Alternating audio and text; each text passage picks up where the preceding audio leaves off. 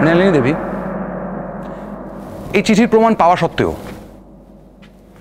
দেবদূত বনি সিনহা নিজে হাতে লেখা বন্ধুকে চিঠির সত্ত্বেও উনি কিন্তু এখনো স্বীকার করেননি যে উনি আপনাকে বিয়ে করেছিলেন। আমি বুঝতে পারছি এই ঘটনা একজন মহিলা হিসেবে আপনার কাছে মর্মান্তিক। এবার আমি আপনাকে কয়েকটা প্রশ্ন করছি, আমি আশা করি আপনি যথাযথ উত্তর দেবেন। দেবদূত বনি সিনহার সাথে বিচ্ছেদ হয়ে যাওয়ার পরেও আপনি দেবদূত বনি সিনহার সঙ্গে যোগাযোগ রেখেছিলেন কেন? দেখুন, দেবদূত বনি সিনহা নিজে বারবার আমাকে ফোন করতেন। আমি প্রথম ওর ফোন ধরিনি। ইতিমধ্যে আমার একটু নামডাক হয়, আমাকে বিভিন্ন কাজের প্রয়োজনে শহরে আসতে হয়। তখন আমি এখানে এলে সেটা কাগজে খবর হতো। সেই সূত্রেই একদিন দেবদূত বনি সিনহা আমার সঙ্গে দেখা করতে আসেন ওর স্ত্রী মিমিকে নিয়ে। এই শুরু। মিমি তখন আমাকে বলে যে, গুরুদি, তুমি আমার জীবনের রোল মডেল, তুমি আমার জীবনে আর নেই, কিন্তু তোমার সঙ্গে আমার এই সম্পর্কটা তুমি কিছুতে এইভাবে শেষ করে দিতে পারো না। এরপর থেকে মূলত মিমির কারণে আমাদের মধ্যে যোগাযোগ স্থাপিত হয়। দেবদূত বনি সিনহা একা আমার সঙ্গে দেখাও করতে এসেছেন, কিন্তু আমি ওকে ভালো করে বুঝিয়ে দিতে পেরেছিলাম যে আমার জীবনে ওর আর কোনো জায়গা নেই। যদিও উনি আমাকে বারবার বোঝাবার চেষ্টা করেছিলেন যে আমার জায়গাটা ওর জীবনে কেউ পূরণ করতে পারবে না। ও মিমিকে ভালোবাসলেও আমি ওর জীবনে আসিনি বলে ওর যা যা হওয়া উচিত ছিল হয়নি। যেহেতু আমি কখনোই দেবদূত বনি সিনহাকে সত্যি কথাটা বলে উঠতে পারিনি, কারণ ওর সংসার ভেঙে যাওয়ার ভয়ে, ওর দুর্নামের ভয়ে, তাই ওকে আমি দূর করে তাড়িয়েও দিতে পারিনি। কিন্তু আমি ওকে ভালো করে বুঝিয়ে দিয়েছিলাম যে আমার জীবনে ওর আর কোনো জায়গা নেই। দেবদূত বনি সিনহা আমাকে অনেক বোঝাবার চেষ্টা করেছেন যে আমার জায়গাটা ওর জীবনে একই রকম আছে। ও মিমিকে যথেষ্ট ভালোবাসলেও আমি ওর জীবনে আসিনি বলে ওর যা যা হওয়া উচিত ছিল তা হয়নি। মিথ্যে কথাই হয় না। উনি ডেলিব্রেটলি তখন থেকে কোর্টের সামনে মিথ্যে কথা বলে যাচ্ছেন, এবার আমাকে জড়িয়ে উনি মিথ্যে কথা বলছেন। স্যার, আমি এখানে কিছু বলতে চাই। আপনার যা বলার আপনি কাঠগড়ায় এসে বলুন।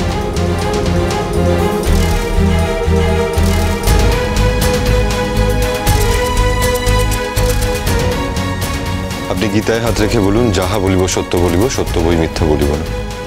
যাহা বলিব সত্য বলিব, সত্য বই মিথ্যা বলিব না। স্যার, এই মুহূর্তে দেবদূত বনি সিনহা যা যা বলল সবটাই মিথ্যে।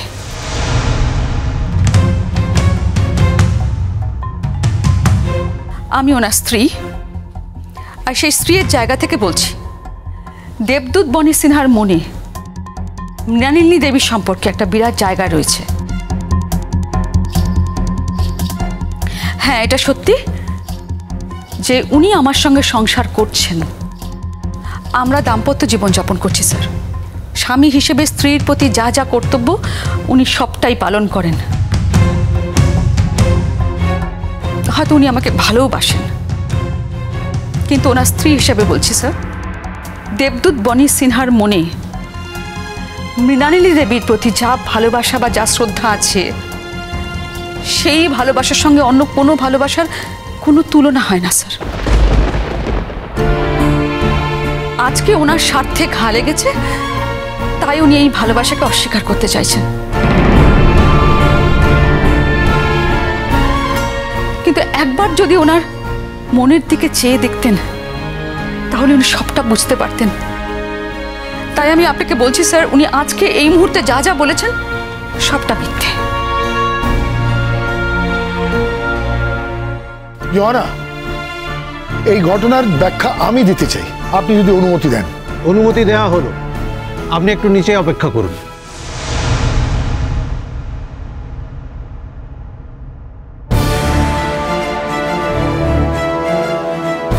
গীতায় হাত রেখে বলুন, যাহা বলিব সত্য বলিব, সত্য বই মিথ্যা বলিব না। যা বলিব সত্যি বলবো, সত্যি বই মিথ্যে বলবো না। ইয়োনা, আমি কোর্টেও আগে স্বীকার করেছি এবং আমার পরিবারের কাছেও স্বীকার করেছি যে মৃণালিনী দেবীকে আমি এককালে ভালোবাসতাম। এই নিয়ে কোনো সন্দেহ নেই, কিন্তু আমি সেই সময়টা ঠিক বুঝতে পারিনি যে কেন উনি আমাকে বিয়ে না করে আমার বিয়ে প্রায় জোর করে মিমি দেবীর সাথে দেন। আমি কিছুতেই বুঝতে পারিনি, অনেকবার জিজ্ঞেস করেছিলাম, কিন্তু আমি কোনোদিন কোনো উত্তর পাইনি। এবার ঠিক যে একটা মানুষের জীবনে কোনো একজন মহিলা থেকে যান যাকে আপনি স্পেশাল বলতে পারেন,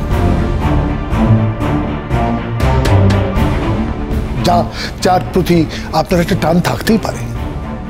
আমরা হিউম্যান, আর মানুষ হিসেবে মৃণালিনী দেবী একটা দীর্ঘ সময় ধরে আমার কাছে খুব খুব শ্রদ্ধার মানুষ ছিলেন, খুব ভালোবাসার মানুষ ছিলেন।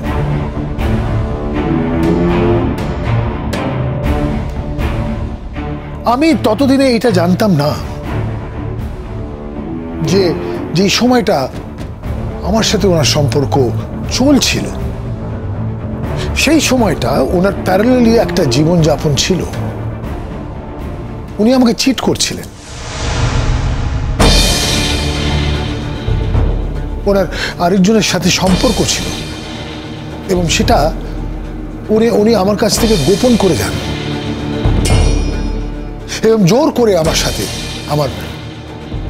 আমার মিমির সাথে বিয়েটা দিয়ে দেন। আমি গর্ব করে বলতে পারি যে মিমির সাথে আমি সংসার করেছি। আমি কোনোদিন আমার দায়িত্ব থেকে দূরে সরে যাইনি।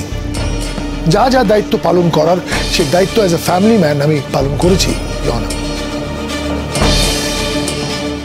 আমি মৃণালিনী দেবী এই শক্তিটা, ওনার একটা ইন্ডিভিজুয়ালিটি আছে, সেটাকে খুব রেসপেক্ট করতাম। কি তারপর জানতে পারলাম, যেই দিন থেকে জানতে পারলাম ইয়োনা, সেই দিন থেকে আমি বুঝে গেলাম যে উনি কোনোদিন কারোরই ভালোবাসার পাত্রী হতেই পারেন না।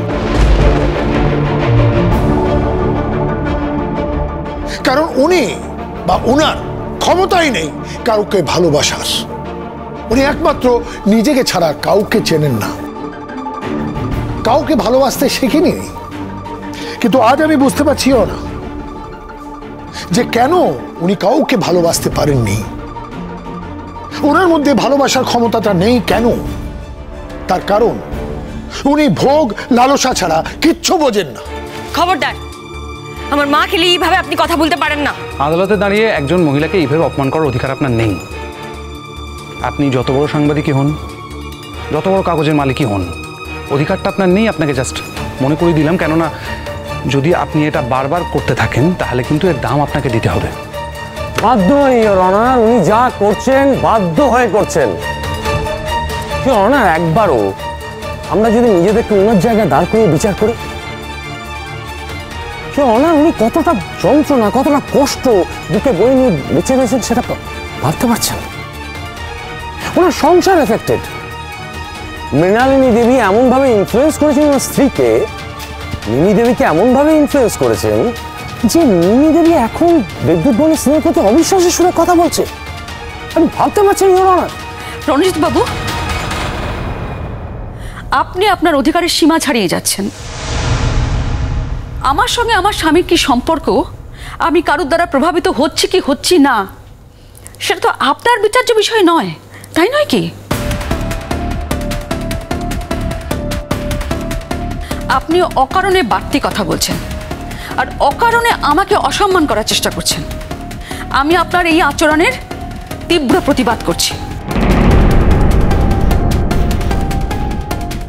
বনি সিনহা, মিমি সিনহা, আপনারা নিজেদের জায়গায় গিয়ে বসুন। ধন্যবাদ ইওর অনার। ওনাদের প্রশ্নোত্তরের পর্ব যদি শেষ হয়ে গিয়ে থাকে, আমি মৃণালিনী দেবীকে কিছু প্রশ্ন করতে চাই, অনুমতি দেবেন? আপনাদের কিছু বলার আছে? No your honour. আপনারা গিয়ে বসুন। Thank you. Mrinalini Debi, madam,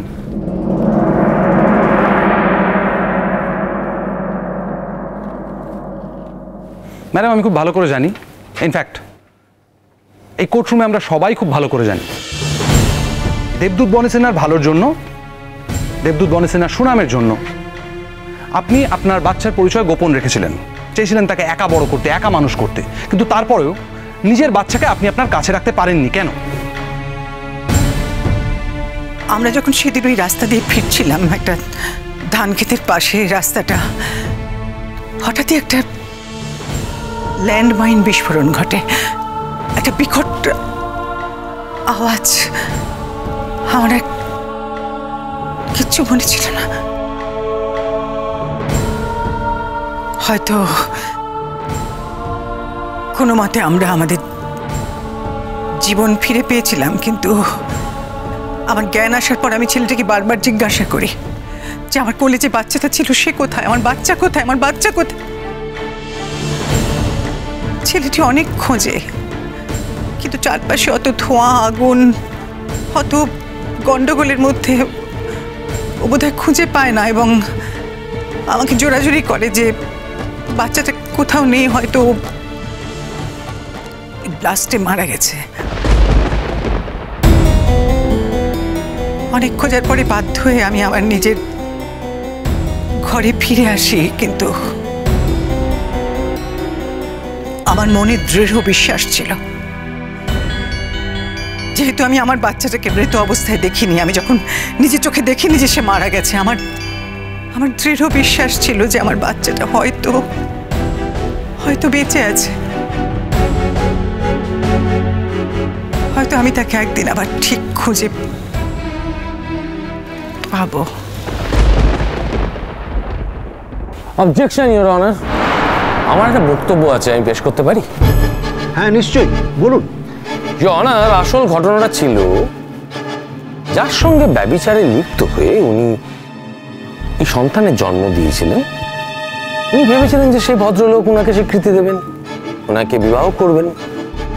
যা, মজার কথা হলো যে সে ভদ্রলোক পালিয়ে যান।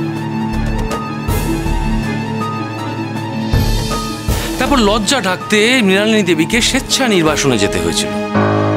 তারপর যখন সময় হয় তখন তিনি বাচ্চার জন্ম দেন। ইওর অনার, এবার ফেরার সময় একটা ভয়ঙ্কর দুর্ঘটনার কবলে উনি পড়েন, এবং যেখানে আগুন লেগে যায়, ল্যান্ডমাইন বিস্ফোরণ ঘটে, চারিদিকে ধোয়া, কাউকে কিচ্ছু দেখা যায় না, সেরকম সময় উনি ছিটকে পড়েন, বাচ্চা ছিটকে পড়ে কোল থেকে। ইওর অনার, এটা কিরকম একটা অবিশ্বাস্য গল্প মনে হচ্ছে না?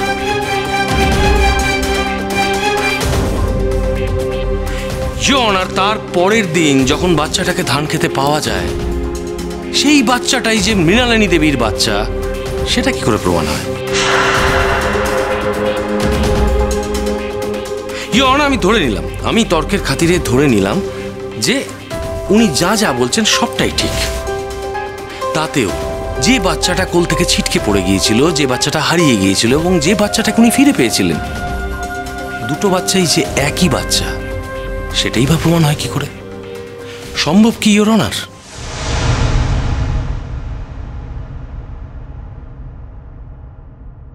অবজেকশন ইওর অনার, আমি কিছু পেপার প্রডিউস করতে চাই। এই পেপারে একটি বাচ্চার জন্ম তারিখ, জন্মসাল এবং হাসপাতালের ডিসচার্জ পেপার রয়েছে। এই বাচ্চাটির সাথে আমন ধানের খেতে কুড়িয়ে পাওয়া বাচ্চাটির এক আশ্চর্য মিল রয়েছে। শুধু আগের দিন আর পরের দিন পার্থক্য এটুকুই। আগের দিন মৃণালিনী দেবী যখন বাচ্চাটিকে নিয়ে যাচ্ছিলেন, তখন সেখানে ল্যান্ডমাইন বিস্ফোরণ ঘটে। বিস্ফোরণটা যেখানে ঘটে তার পাশেই ছিল আমন ধানের ক্ষেত, বাচ্চাটি ওখানে পড়ে যায়। মৃণালিনী দেবী সেদিন বাচ্চাটিকে আর পাননি, কিন্তু পরের দিন ওই খেতে যারা বাচ্চাটিকে কুড়িয়ে পেয়েছিলেন তারা বাচ্চাটিকে তুলে নিয়ে আসেন এবং মানুষ করেন। অর্থাৎ এই ডিসচার্জ পেপারে যে বাচ্চাটির কথা উল্লেখ করা হচ্ছে এবং যে বাচ্চাটিকে কুড়িয়ে পাওয়া হয়েছিল দুজন এক। কেন না? থ্যাংক ইউ মৃণালিনী দেবী, আপনাকে আর আমার কোনো প্রশ্ন করার নেই, আপনি বসতে পারেন। কেন না? ইউর অনার, এবার আমার কিছু কথা আছে, আমি কি বলতে পারি? নিশ্চয়ই, বলুন। ইউর অনার, আমাদের এখানে আজকে অভিষেক ঘোষ নামে এক ব্যক্তি উপস্থিত আছে এবং ঘটনাচক্রে উনি মৃণালিনী দেবীর বিশ্ববিদ্যালয়ের বন্ধু। অ্যাকচুয়ালি ইউর অনার, পুরোটা একটা ত্রিকোণ প্রেমের সম্পর্ক। বিশ্ববিদ্যালয়ে যখন দেবদূত বনি সিনহার সঙ্গে মৃণালিনী দেবীর প্রেম চলছিল, ঠিক একই সঙ্গে একই সময় প্যারালালি মৃণালিনী দেবী অভিষেক ঘোষের সঙ্গে ফ্লার্ট করে যাচ্ছিলেন। সেই অভিষেক ঘোষ আজ আমাদের এখানে উপস্থিত এবং আমার দৃঢ় বিশ্বাস যে অভিষেক ঘোষের মাধ্যমে এই মামলার প্রচুর প্রশ্নের উত্তর কিন্তু পাওয়া যাবে। আমি অভিষেক ঘোষকে ডাকতে চাই ইওর অনার। অনুমতি দেওয়া হলো। Thank you your honour. Abhishek Ghosh আসতে পারেন। অভিষেক ঘোষ হাজির।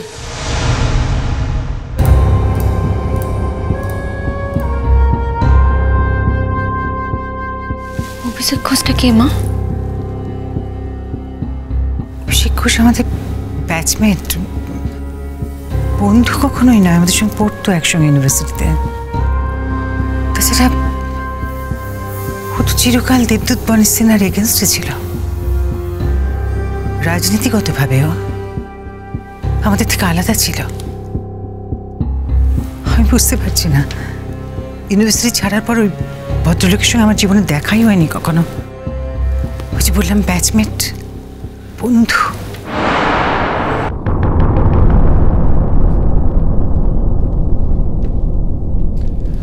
আপনি গীতায় হাত রেখে বলুন, যাহা বলিব সত্য বলিব, সত্য ছাড়া মিথ্যা বলিব না। আমি যা বলবো সত্যি বলবো, সত্যি ছাড়া মিথ্যে বলবো না। মিস্টার ঘোষ, আপনি আমার একটা কথা বলুন তো, মৃণালিনী দেবীর সঙ্গে আপনার কতদিনের পরিচয়? আমরা সবাই বিশ্ববিদ্যালয়ের বন্ধু ছিলাম।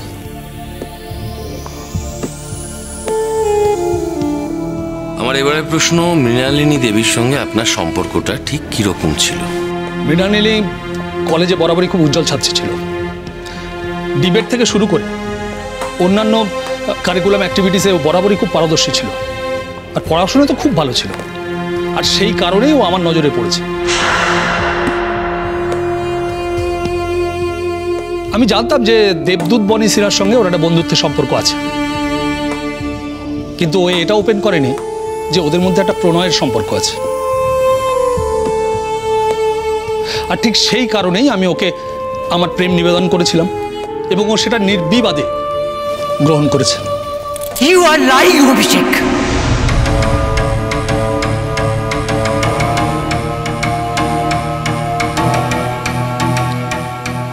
আদালতে আমি গীতা ছুঁয়ে প্রতিজ্ঞা করেছি যে যা বলবো সত্যি বলবো, কিচ্ছু মিথ্যে বলবো না। আমি যা বলছি সব সব সত্যি।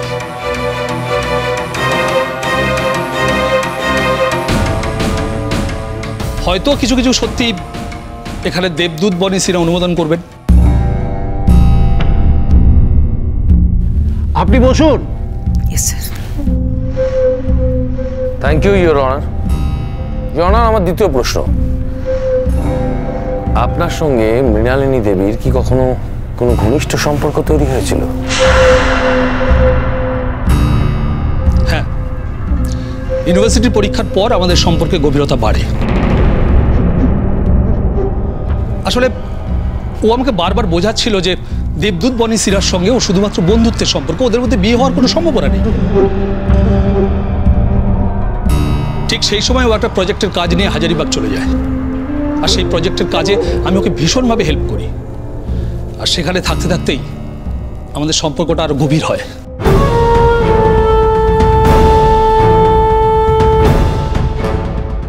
সত্যি কথা বলতে কি, তখন থেকেই সম্পর্কটা মানসিক থেকে শারীরিক সম্পর্কে পরিণত হয়।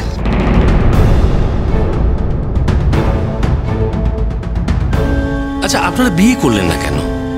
আসলে মৃণালিনী যখন আমাকে বলল যে ও সন্তান সম্ভবা, ততদিনে আমি আমার পুরনো বন্ধুদের থেকে জেনেছি যে ও আমাকে ঠকিয়েছে। দেবদূত বনি সিনহার সঙ্গে ওর বিয়ের কথা পাকা হয়ে গেছে। তারপর ওরা আলো ভাষার উৎসবে গিয়ে নিজেরা বিয়েও করে। আসলে সর্বজিৎকে পাঠানো চিঠির খবর আমার কাছে পৌঁছয়, আর সেই চিঠি থেকেই আমি জানতে পারি যে ওদের বিয়ে হয়ে গেছে। সত্যি কথা বলতে কি, আমি একদম ভেঙে পড়েছিলাম। আর আমি তখন ওর সঙ্গে সমস্ত সম্পর্ক ত্যাগ করে আমি অনেক দূরে চলে যাই। আমি সেই সময় এই বাংলা ছেড়ে অন্য শহরে বেশ কিছুদিন ছিলাম, বেশ কিছুদিন। আসলে সেই বয়সে ওই আঘাতটা আমি ঠিক নিতে পারিনি। আমি স্বীকার করছি যে আমি ওকে ঠকিয়েছি, কিন্তু এটা তো ঠিক যে মৃণালিনী আমার সঙ্গে প্রতারণা করে সে কি আমায় ঠকায়নি?